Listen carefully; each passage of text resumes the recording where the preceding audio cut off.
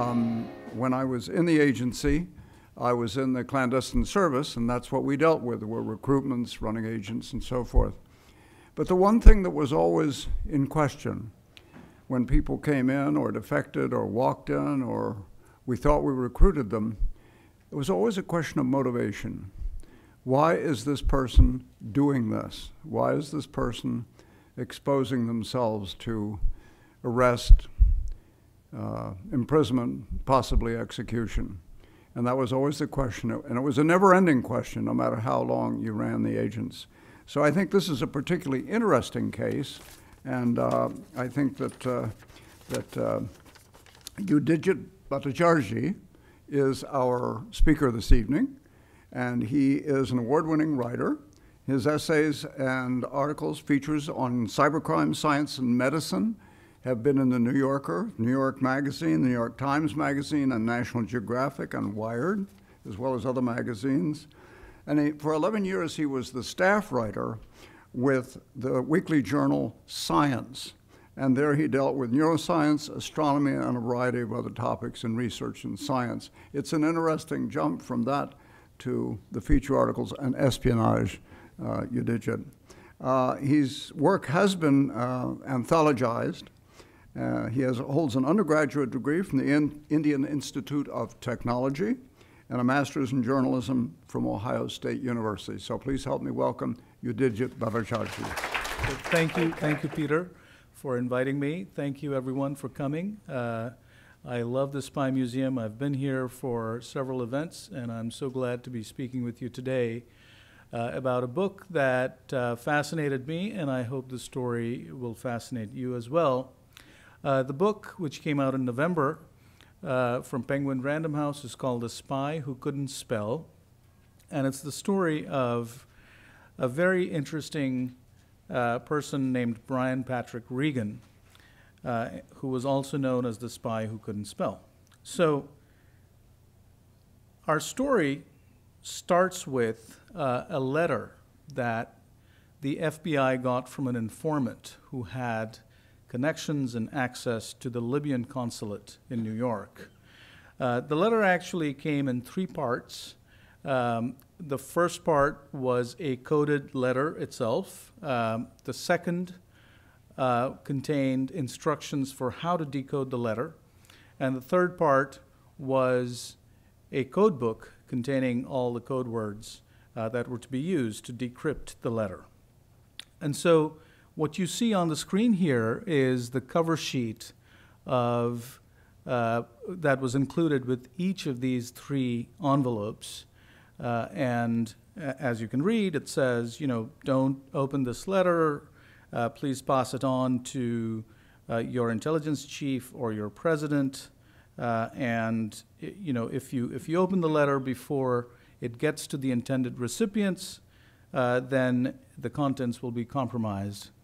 Now, along with each of these contents that I described in the 3 envelopes were about 20 pages of secret documents that had been printed off of the classified intranet of the intelligence community, which is known as IntelLink. But more about that in a second. So FBI's special agent Stephen Carr got to sort of investigate this letter, and it was clear that the sender was sort of practicing what's known as communications security. The sender's hope was that if any one of these envelopes fell in the wrong hands, the person would still be able to maintain his or her anonymity. Now, as soon as the agents decrypted the letter, they used the code words. It took them about 72 hours to sort of put all the words together. They noticed a couple of things. First, of course, the fact that this letter was an offer to commit espionage.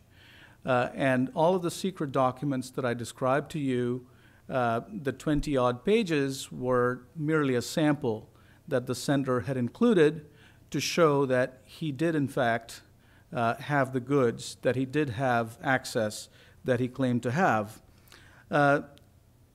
In the letter, the sender was offering hundreds of pages of satellite images, top secret satellite images, and various other secret documents relating to U.S. defense. And the thing that sort of stared the investigators from these pages right off the bat was that this person was a very poor speller. I've highlighted some of the words here: espionage, harassed, compromise, receive, and of course, it went on and on like that. And mind you, these were words that were in the code book. So what I'm showing you is the decoded letter, but the coded letter itself obviously didn't have spelling errors. The spelling errors came from the code book. So the FBI began a massive hunt for who this person was, and at the, even though I'm giving that away, this is not something that the FBI knew going in. They had to find the person who had sent this letter. And so they went out to various intelligence agencies. They knew that it had to be an insider. They went to the CIA. The CIA took one look at the letter and said, nobody here would be such a poor speller. It can't be somebody from within our ranks. The NSA was also approached. And, it's a mole hunt is a very resource-intensive process, and there was no headway made for a couple of months. Now, in the letter, the sender had proposed a very elaborate way in which the Libyans were supposed to get in touch with the sender, and that involved placing an ad in the Washington Post for a used car, which was to contain some information that would resolve into a phone number. And that phone number is what the spy was then supposed to call. And so the FBI laid a trap. They placed this ad, the exact same ad that the letter mentioned. They had an Arab speaker manning that particular phone, waiting for the spy to call, but the spy never called. So that was a bust. But then the breakthrough came from the documents, these printouts that I had mentioned that were included in these 3 packages. And the FBI was, through digital forensics, was able to determine where and when these documents had been printed.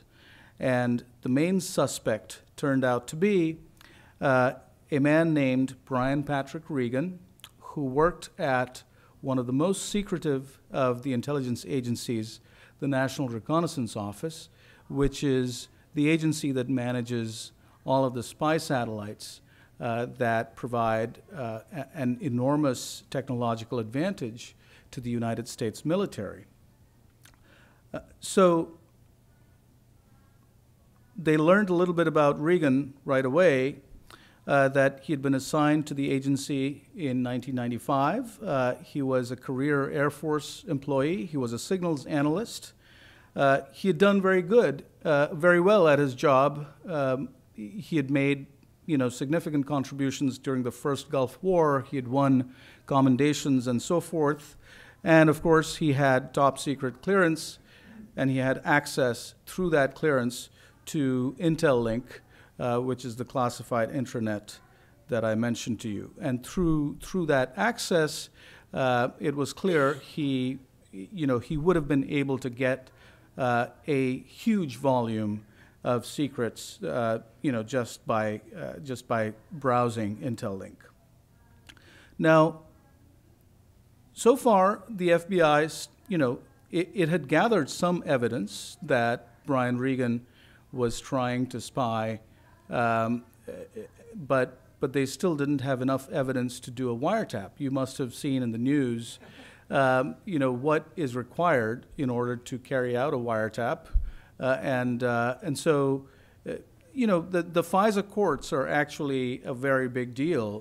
The FBI has to present an ironclad case to the Department of Justice. There are lawyers at DOJ who will then review the request for a wiretap.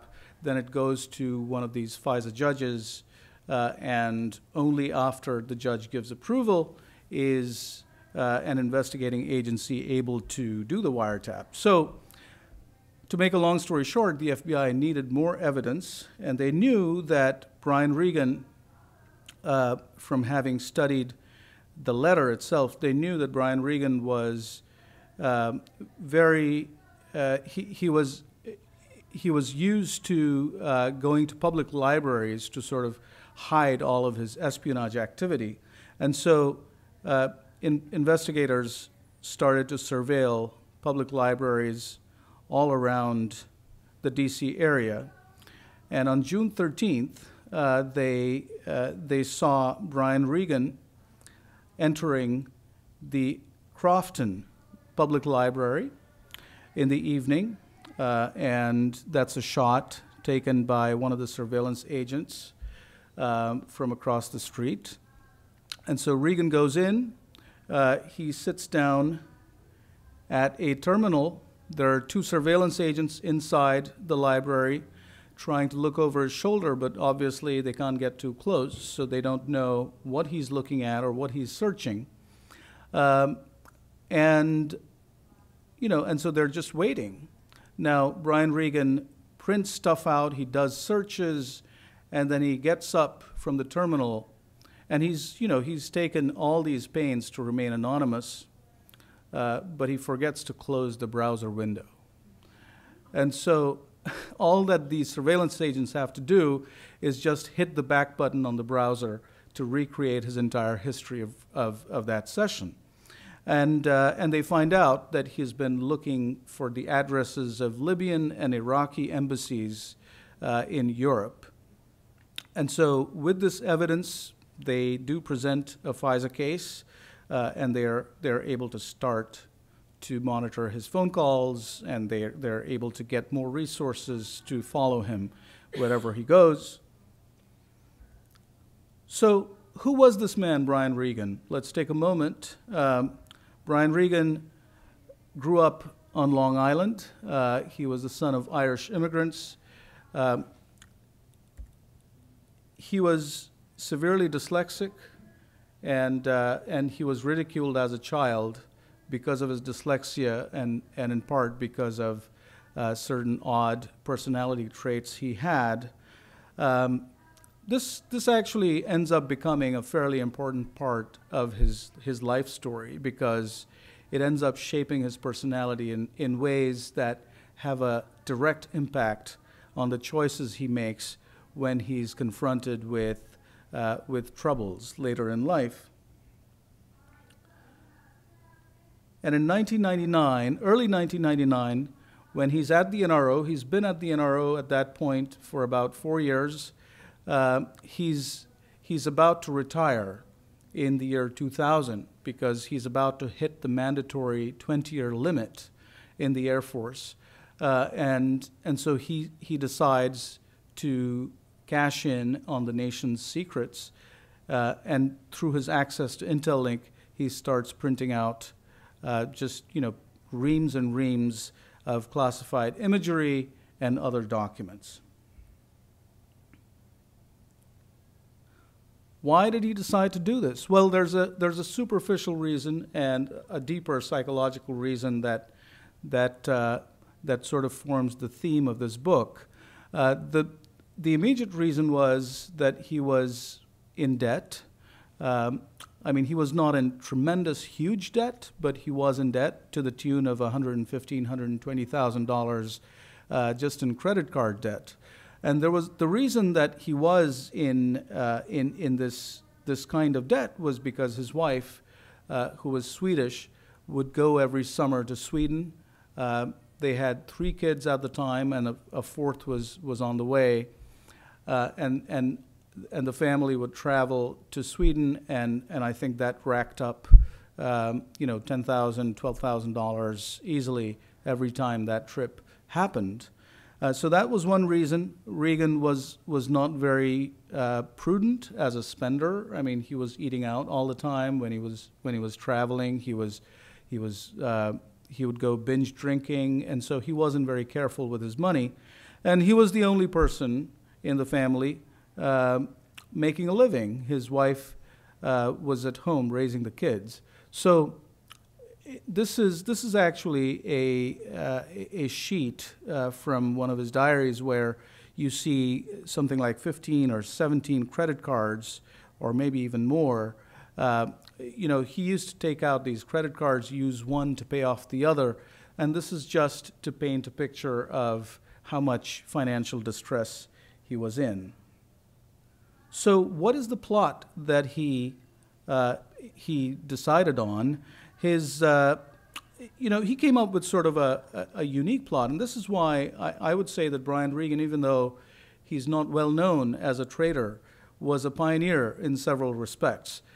He was sort of the first spy, if you will, to realize that digital secrets stored on these servers were an easy target.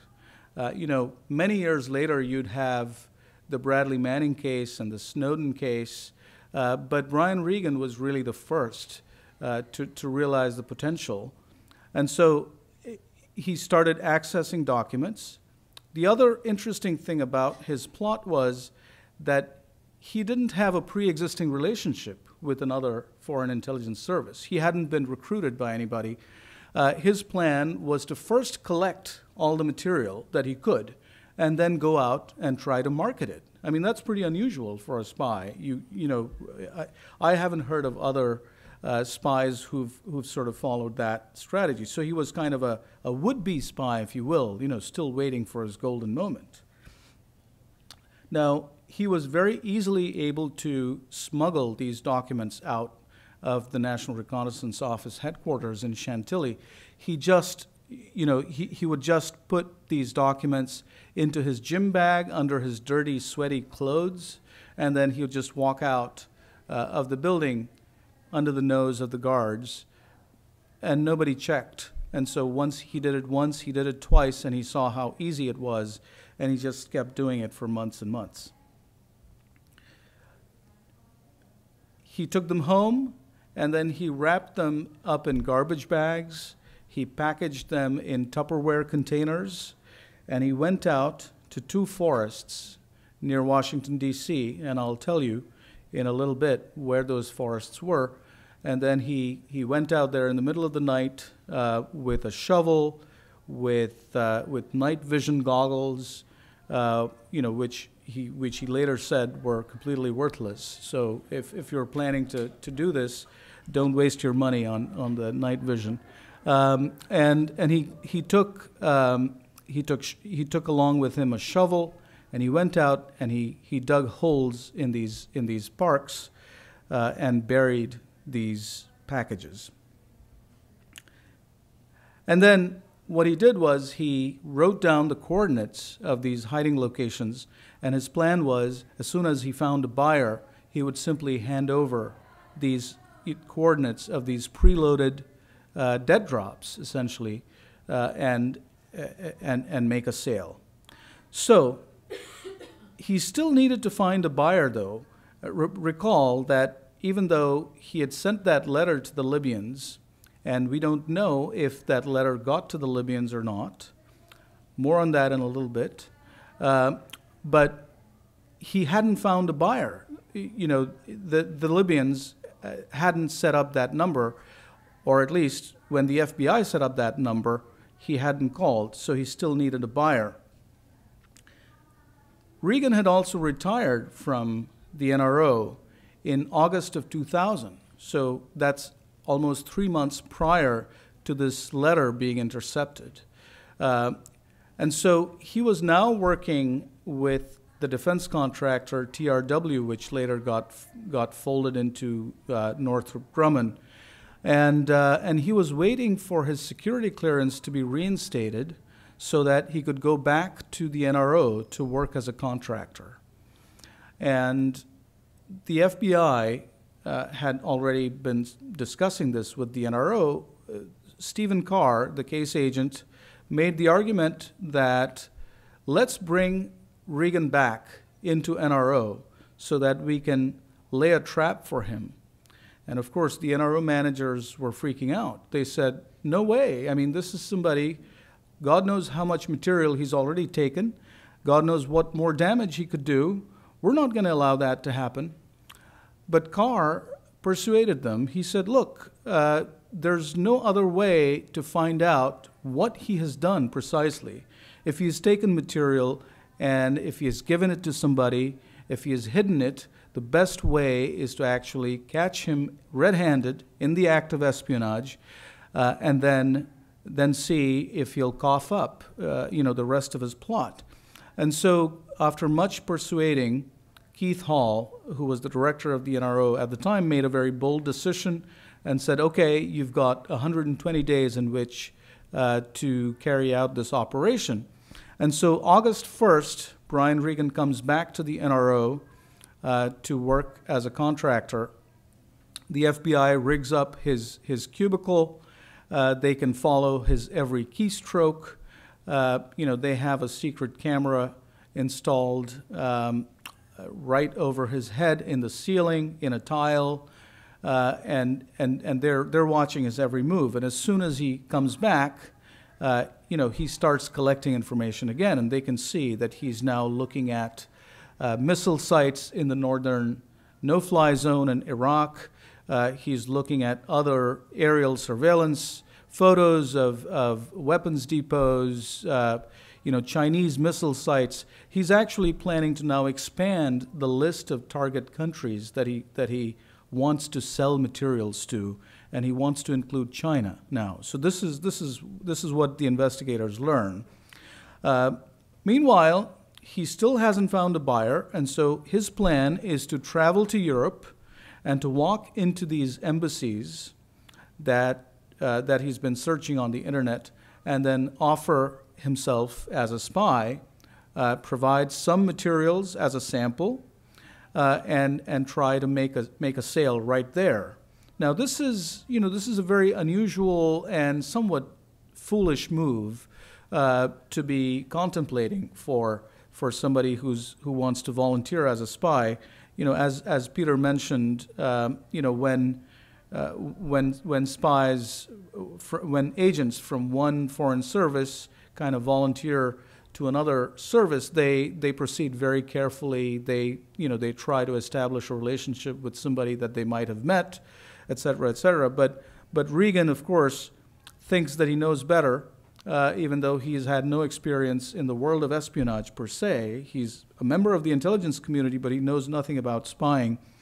And yet, he thinks that this plan is going to succeed. Now, of course, he can't tell his boss at the NRO that he's going to travel to Europe, because when you have a security clearance, there are certain restrictions on travel, and so he doesn't want to have to answer questions about why he might be traveling overseas.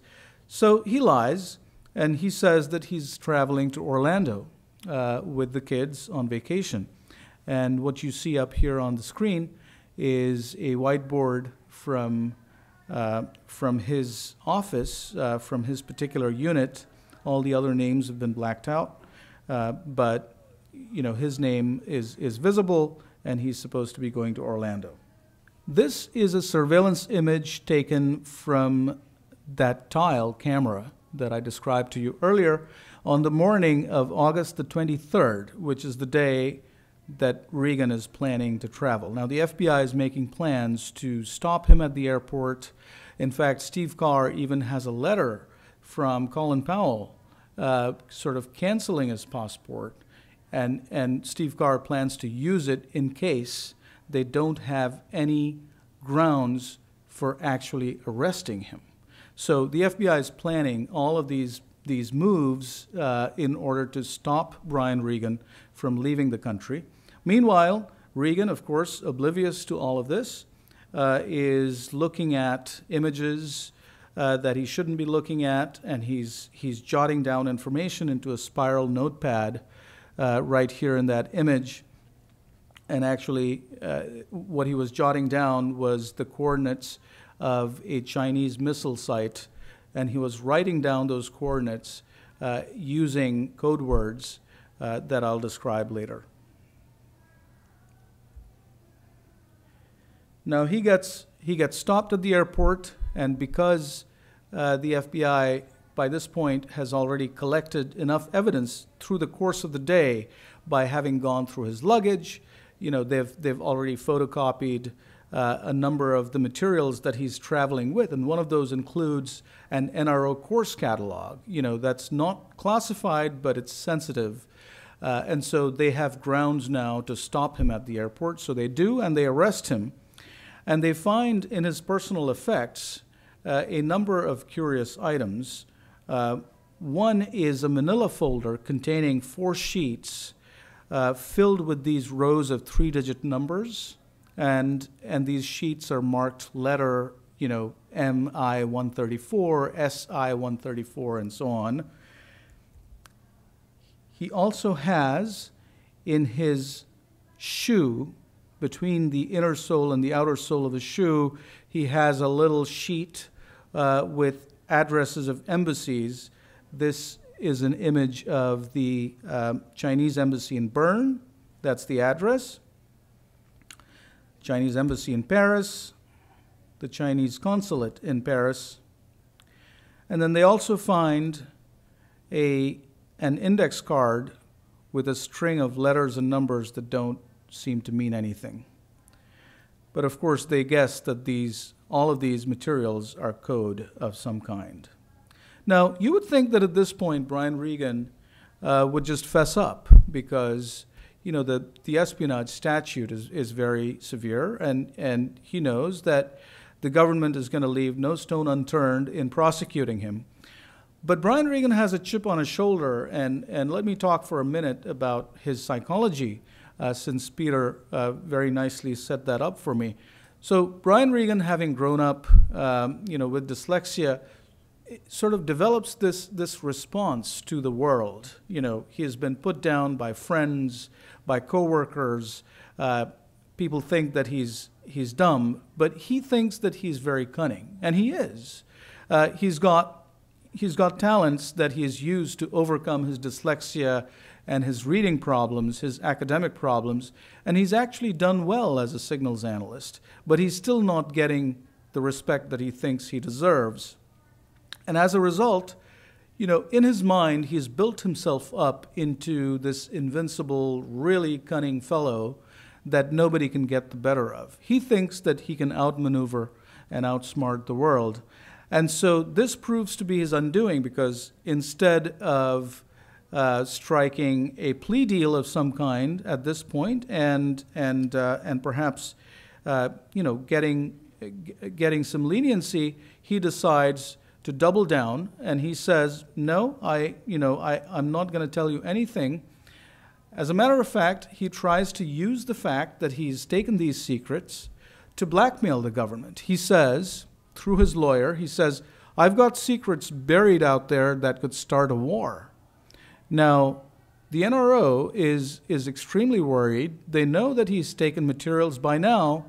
The digital forensics experts have been looking at the server, and they've been compiling all the documents that he's been accessing through IntelLink. So they know that he's taken, thousands of pages, and they want those pages back. But the FBI and DOJ tell the NRO, "Hey, that's crazy if we give in to this guy's demands," because what Regan wants is, he says, "I can help you find these materials and recover them only if you give me a mild sentence, of less than 8 years or 9 years or something like that." And the FBI and DOJ will have none of it. The NRO is sort of, thinking, well, maybe if we can just recover all this stuff and and cover up this embarrassment, frankly, this huge security lapse, so much the better.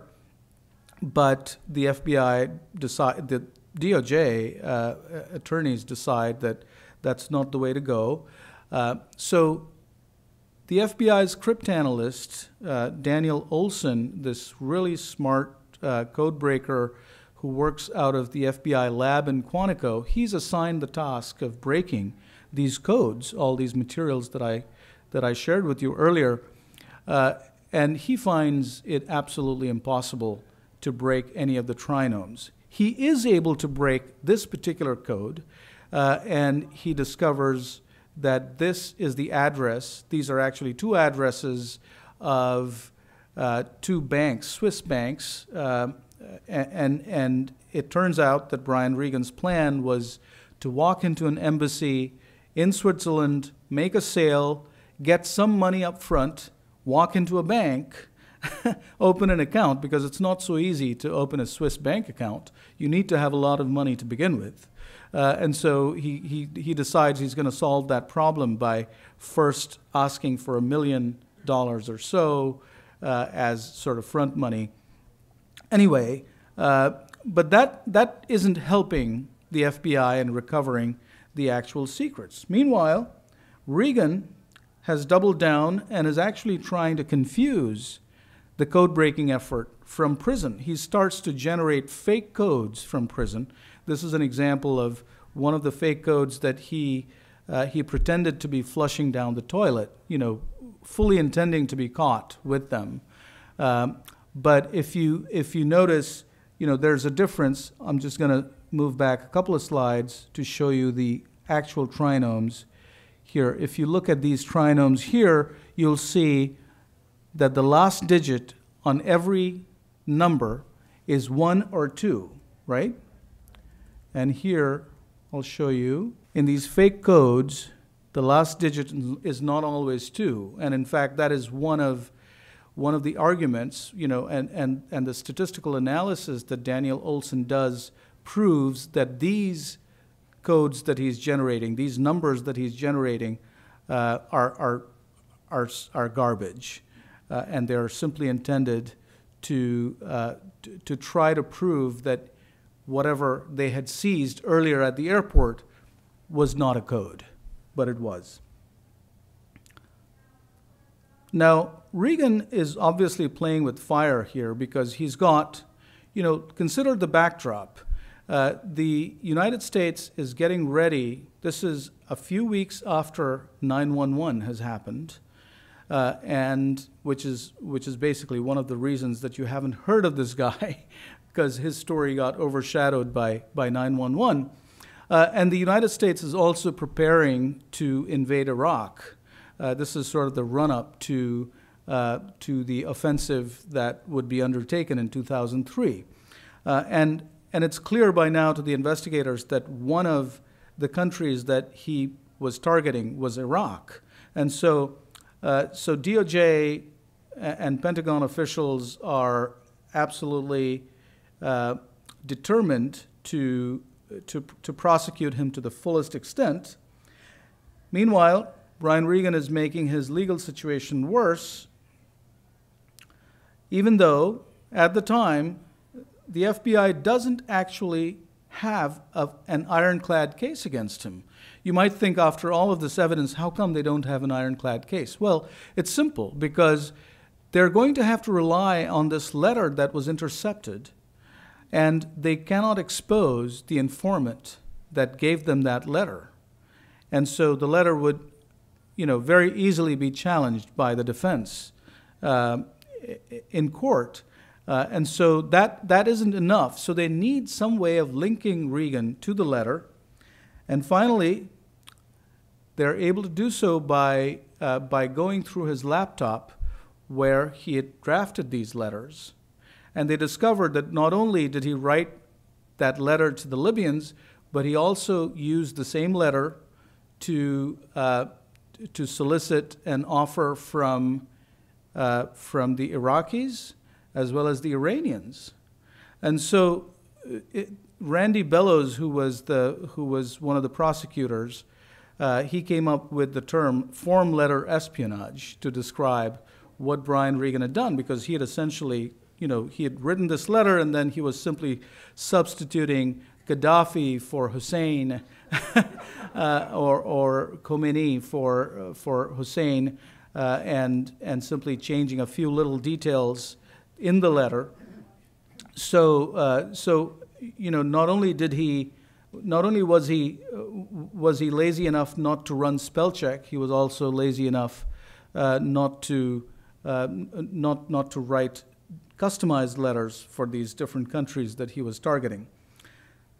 Now, once the FBI discovers that letter, that's it. You know, they now have a strong case, and in fact, because they're so, you know, because the government is so upset with Regan and is so frustrated that he's not cooperating, that they decide to twist his arm. They file a motion seeking the death penalty, which would make Brian Regan the first spy in over 50 years since the Rosenberg trial to become a candidate for the death penalty.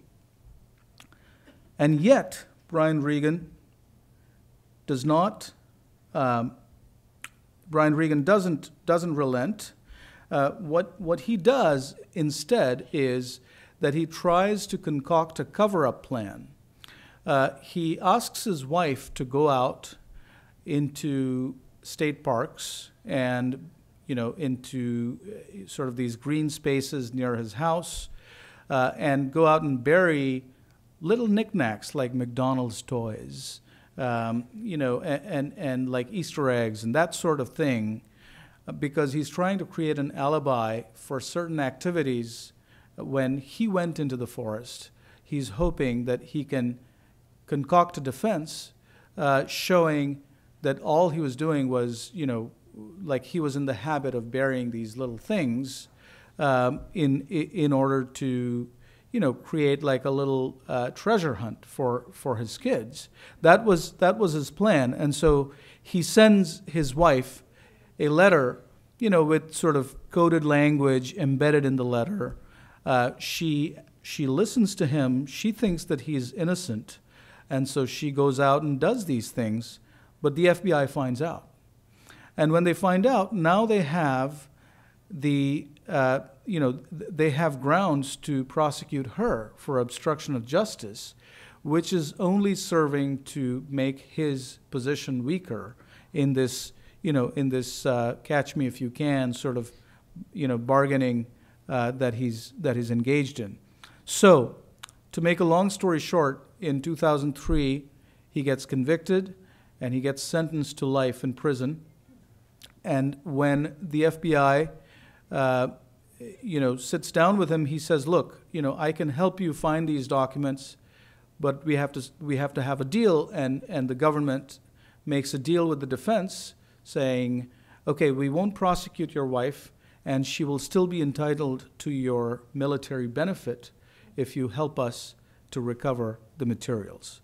And so he sits down with Stephen Carr and other agents right after he's sentenced, and he says, first of all, that he's buried packages in 2 state parks, in Pocahontas, down in Virginia, which is about 90 miles south of Washington, D.C., and in the Patapsco Valley State Park in Maryland. He's buried 12 packages in Virginia and 7 packages in Maryland. And yes, those sheets with the trinomes, the three-digit numbers, were actually the encrypted coordinates for those 12 locations in Virginia. But he says, it's a complicated code, and you don't have to solve it because I buried the plain text coordinates for all of those 12 sites. I put them in a toothbrush holder, and I buried them off of I-95 South, near this exit 130A. And so right away, within hours, the FBI is on the hunt.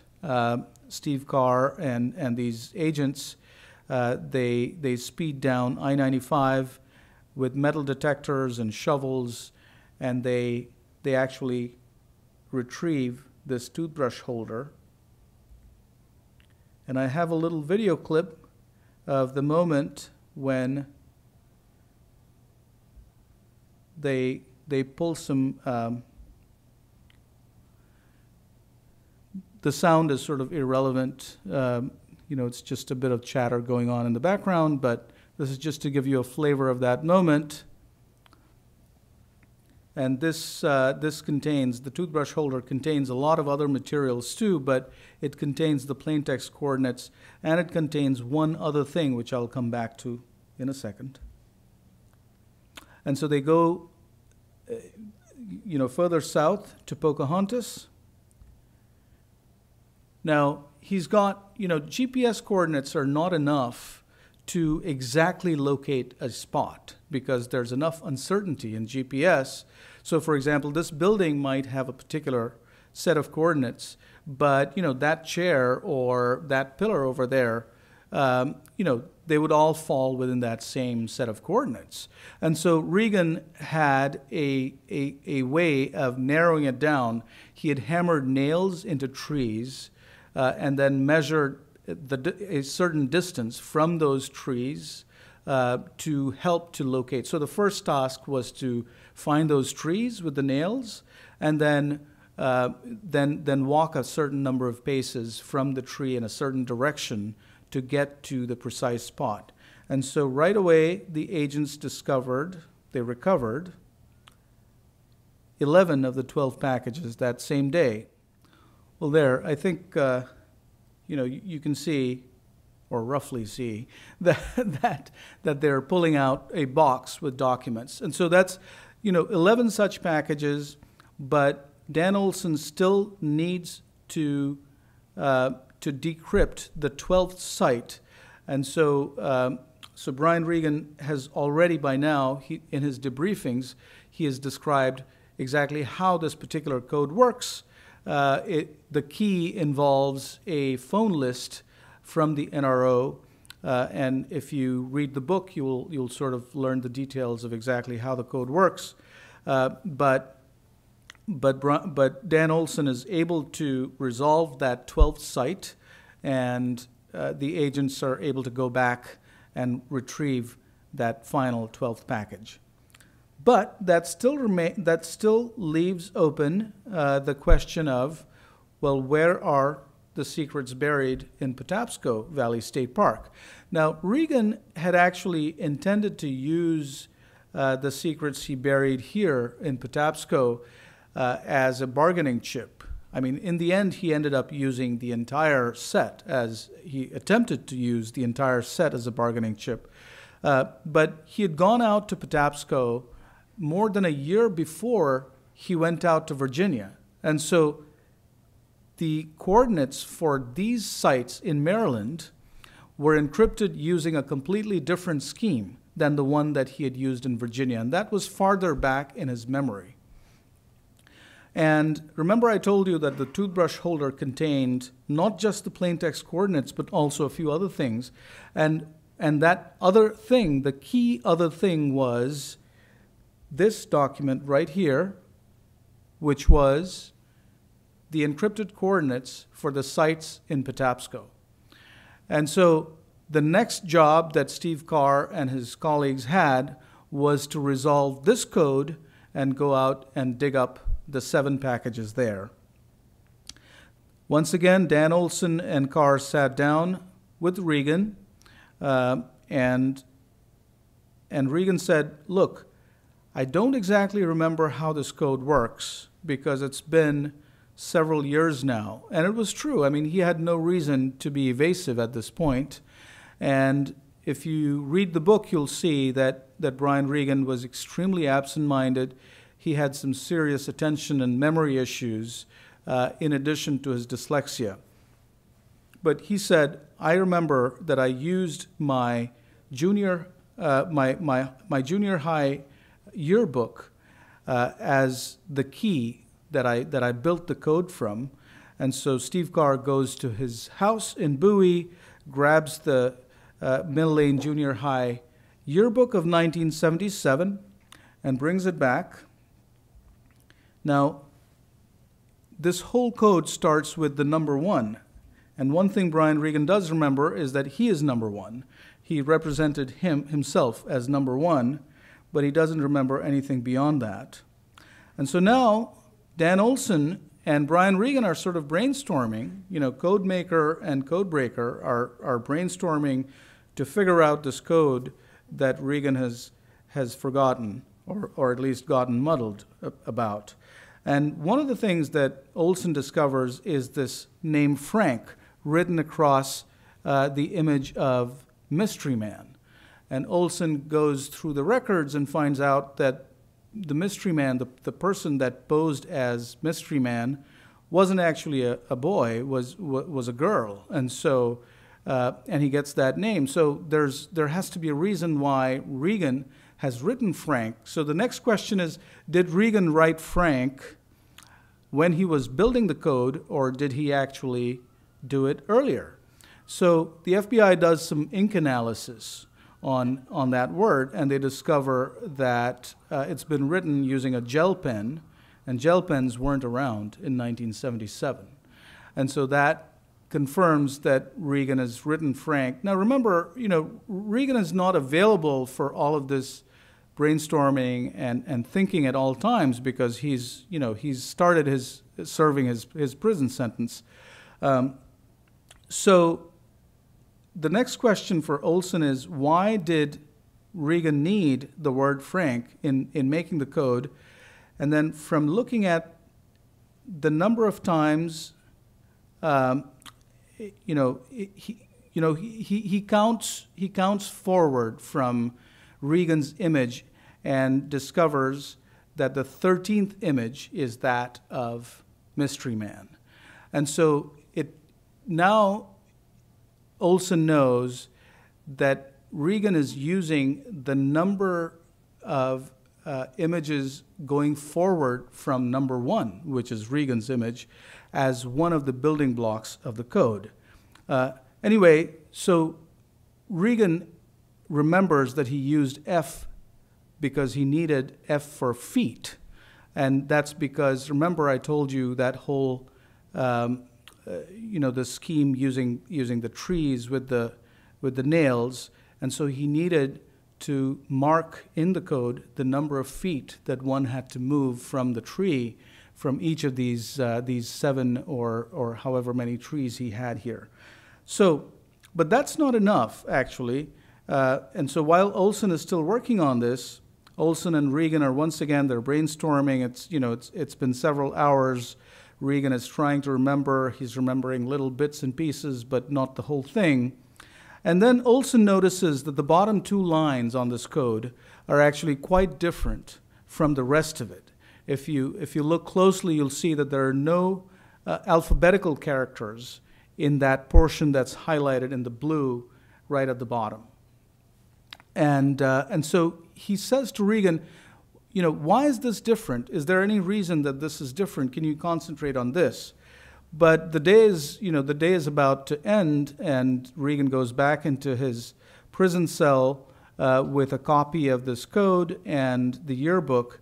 And over the weekend, he sort of remembers that those 2 lines were actually his backdoor. They were like his safety mechanism. They were, in fact, the plain text coordinates for those sites, but they were included right at the tail end of the code. So they were basically, they were the required information hiding in plain sight, if you will.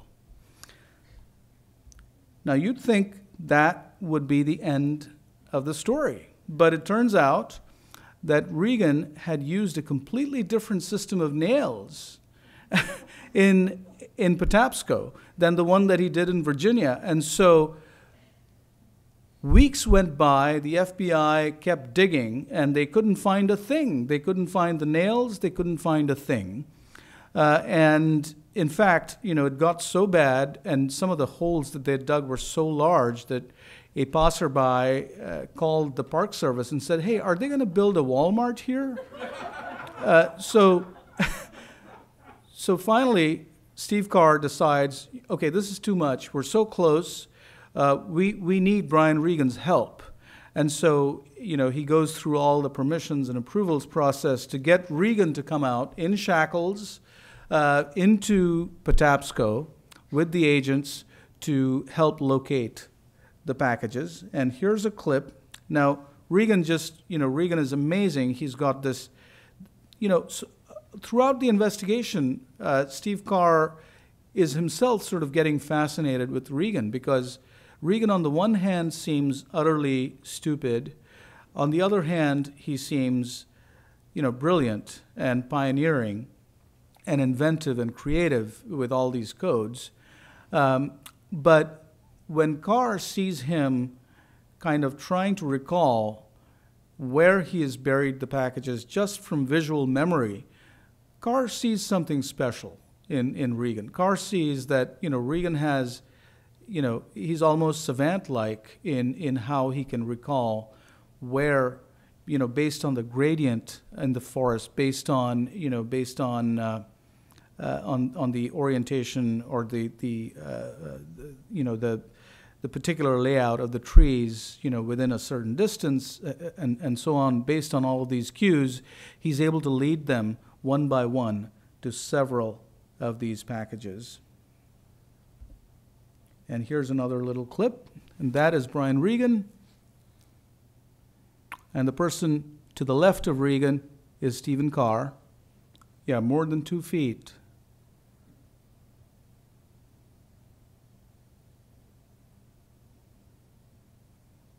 There you have a Tupperware box packed with documents. And there's Brian Regan contemplating the rest of his life.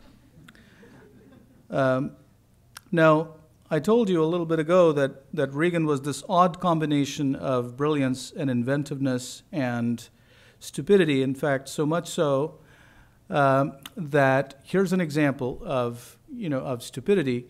In one of the packages, he had inadvertently one of his sticky notes from his NRO days got caught, and so when the package was dug up, the agents sort of recovered what Steve Carr very sort of dryly referred to in his interviews with me as a clue as to who the perpetrator of this scheme was. But yes, one of the agents actually came up with this name for Regan. He called him Mr. 80%, because Regan was sort of brilliant 80% of the way, and then suddenly he would do something so stupid like, not running the spell check or not closing the browser window. So he was in some ways, a pioneering spy, and in other ways, the worst spy in the world. But look at the damage that he could have done. More than 20,000 pages of documents, many of them top secret classified images, lots of CIA reports, discs, videos, and in fact, one of the things he was about to give away was an electronic version of the JTENS manual, which is the Joint Tactical Exploitation of National Systems. That's the full form of JTENS. It's basically a document that tells the warfighter, the U.S. soldier, warfighter, commander, what assets the United States intelligence community has in space and on the ground, and how they can be leveraged. So this is not just intelligence, this is actually the means of collecting top-notch intelligence, and Brian Regan was about to sell that to the Libyans, the Iraqis, the Iranians, and possibly the Chinese. I want to end with a little tribute to Stephen Carr, who helped me write this book and unfortunately passed away as I was finishing it in 2015. Steve Carr was a really good man, a very intelligent man, and he, despite being very ill, even in his last days, he gave me interviews and kept talking to me until I had everything I needed to write the book. So thank you, Steve. And that's that.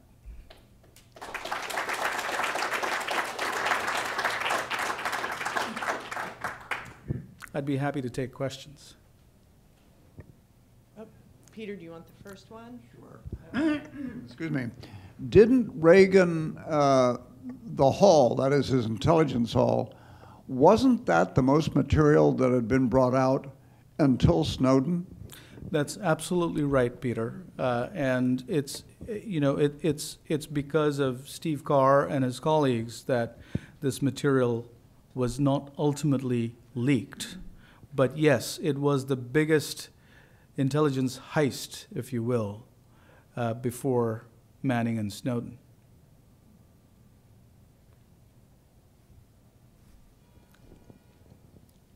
Sure. Could it be because he couldn't spell the reason why the foreign intelligence agencies didn't take him seriously? That could have been one reason. However, you know, there's actually a scene in the book where Brian Regan did make a trip to Europe before he was arrested. In June, he sort of caught the FBI unawares. This was right after the FBI got FISA authority to wiretap, and they didn't have enough notice of his plans to travel to Europe. He went to Europe, and he walked into an embassy. He walked into the Libyan embassy in Bern, and according to my reporting, I was never able to get complete clarity on this particular point, but he walked in there, and he was, you know, he tried to volunteer himself. He tried to have that same conversation that he was going to have later on when he got arrested, and he got thrown out by the Libyans because I think that he didn't have the finesse to really present himself credibly, and I believe that that's why he was taking along the NRO course catalog and all of those other materials that he was compiling after he came back to the NRO as a contractor. So I think that the way that he approached the Libyans, and again, I can't speak to whether the Libyans actually got that letter to the consulate and decided not to respond, or, you know, or never got it, you know, that the informant was kind of the first stop, and then the informant decided not to pass it on. I find that hard to believe. I think that the informant probably got it after the Libyans had already started absorbing that information. But yes, you know, I think the short answer is that he had no idea about how spies work, but he had this kind of fantasy. He thought that it was going to be very easy. But turns out that collecting the information and stealing it out of the NRO was the easiest part.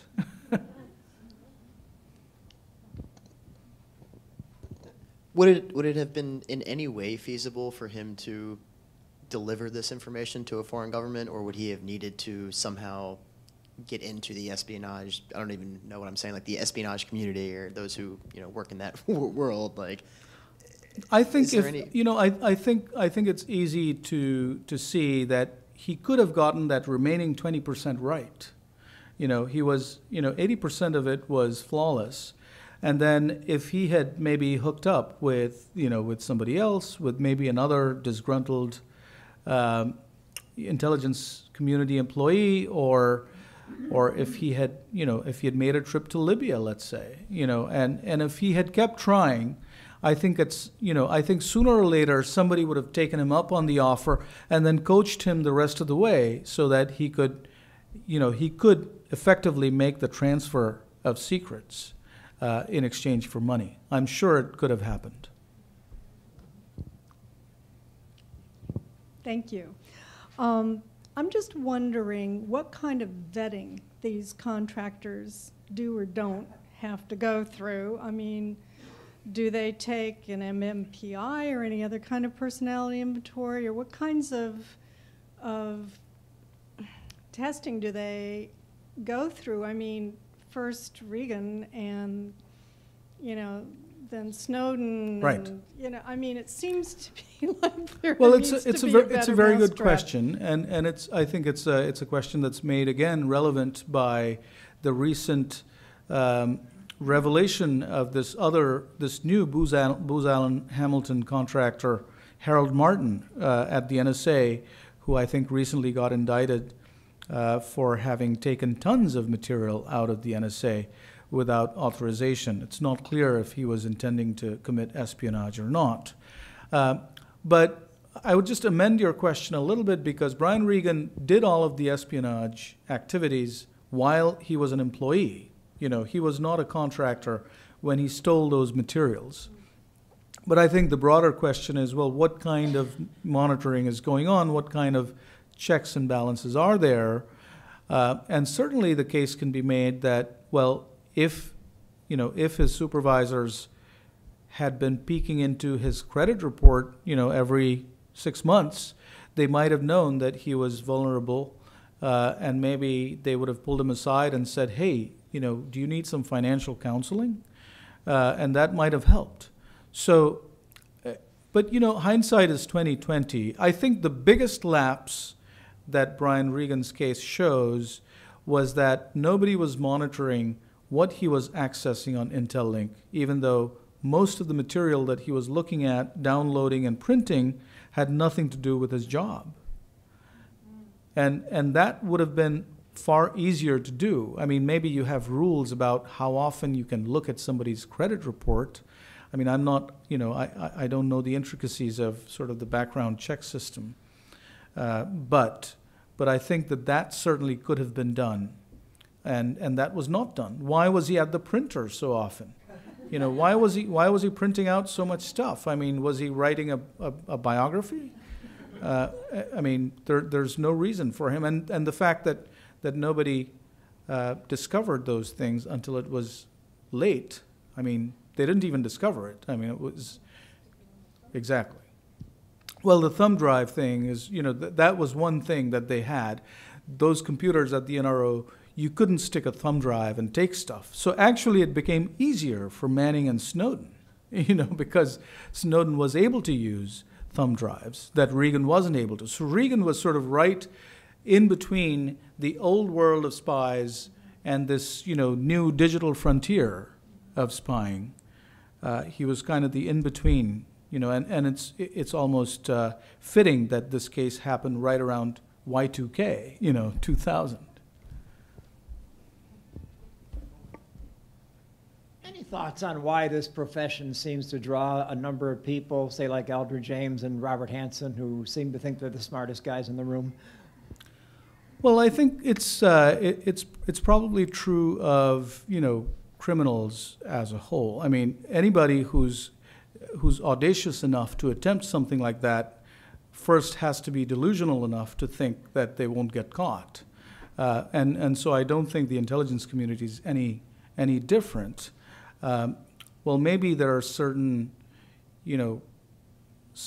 special circumstances and personality types that are created by secrecy and working in secrecy, but I don't have any insights into that.